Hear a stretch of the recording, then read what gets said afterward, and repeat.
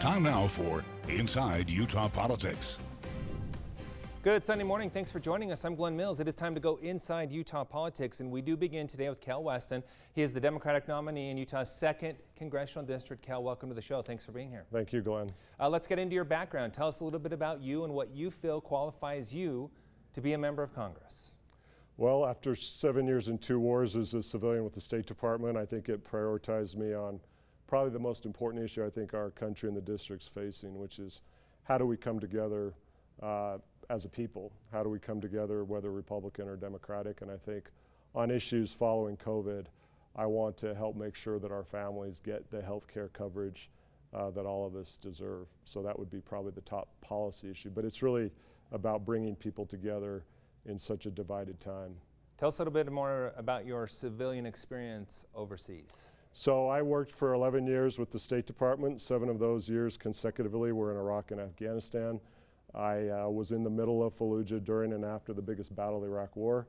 I can't say I'm proud of it, but I've been shot at in those jobs. I've been almost killed in those jobs, and I think when I got home as a native Utahn, I cared too much about our country to let go of what was a great honor, which is representing our country officially overseas.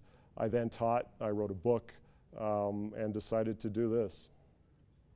And just to be clear, that was civilian work. Oh yeah, I've Correct? always been very clear about that. Okay. Sometimes people think, why would a civilian be in the middle of Fallujah, and assume I'm military, but I am very much a State Department guy.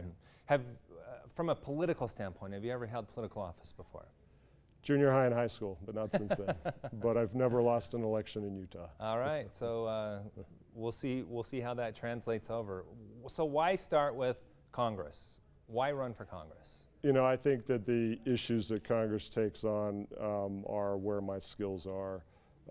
If you talk about my work in eastern Afghanistan, it was to try and bring the Taliban to the table so they wouldn't shoot and kill our troops. And I think if I've been tested that way, Washington couldn't be harder. I also think that representing our country for 11 years is pretty good experience for saying I believe I'm ready to represent a district of 700,000 people. I'm a mediator by instinct, I'm a bridge builder by instinct, I'm not someone who's looking to divide our country more than it already is. And then on policy issues, I would say that on health care, on, for example, the authorization for the use of military force, I've got a lot of ideas about how to improve some of those pieces of legislation. When you say you're someone that doesn't look to divide the country more than it already is, be a little more specific there. What do you mean? Well, I believe the incumbent, Chris Stewart, is a divider, and I think the person he treats as his #1 mentor, Donald Trump, is a divider. I'm blunt. I don't like to hide from why I'm running. I think that our country needs to get to a better place, and this year will be where we start to do that, I hope. I think that politics can become poisonous unless you choose not to make it that way. That's why I'm running. I think families, communities are divided. And on November 4th of this year, I sure hope we're all making decisions that are more olive branch than anything else. So do you think that Representative Stewart should not be supporting the president who is a member of his party? I like the Mitt Romney model. I'll put it that way. Okay. I think Mitt Romney has shown some moral courage and Chris Stewart has not. In Utah, though, on Super Tuesday, the Republican primary, we saw 88% of the Republican vote go for the president. So why should the representative from the 2nd District not support that as well? Well, the 2nd Congressional District includes a lot of Democrats and unaffiliated voters as well, for example, Salt Lake City. So I feel like there's big chunks of the 2nd Congressional District that are not represented. I also believe that title needs to be earned. I've spent 6 weeks putting 5,000 miles in a 17-year-old truck, going through a lot of little communities. And if I get asked about issues maybe that are more controversial, like guns, I usually like to move to, well, what about healthcare? What about issues that should bring us together? And I think Utah used to be a healthier state when we had true bipartisanship. We had Republicans and Democrats in government. I'm old enough to remember when Scott Matheson was governor, Paul Van Dam, as a Democrat, was Attorney General, Jan Graham. So I'm running to look out for the people who feel like they don't have a voice in government right now. Those days, I remember those days as well. They were a long time ago. We'll get to more of that in just a second. But let's get into some of the key issues. Healthcare, you brought it up. What's your stance on healthcare? Well, I'm living it. I left my cushy government job with a 6-figure income, and I'm now on the individual market. So like a lot of voters in the district, every September I get a letter from Select Health, and I've got 10 days to decide, do I keep that health care or do I give it up? I'm basically not anyone who's got stock in the stock market. I drive a 17-year-old truck. I think on health care, that's probably the issue where I'm most different from Mr. Stewart.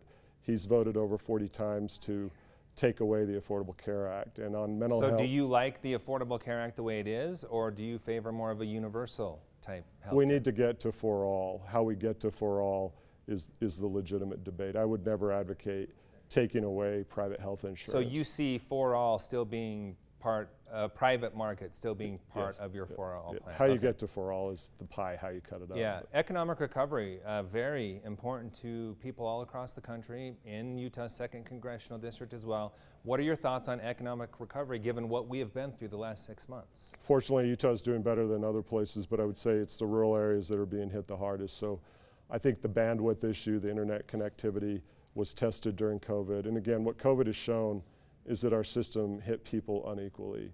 If you're a single mom working 2 jobs, you're going to pay a higher price when the market and the job situation is as bad as it is. Not everyone Zooms to work. I'm fortunate and I can do a lot of what I do on Zoom. So how do you get to a better place? I think the unemployment extension needs to go forward, whatever that level is. But the problem is there's been no agreement between the parties in Washington. So right now, everything's stuck.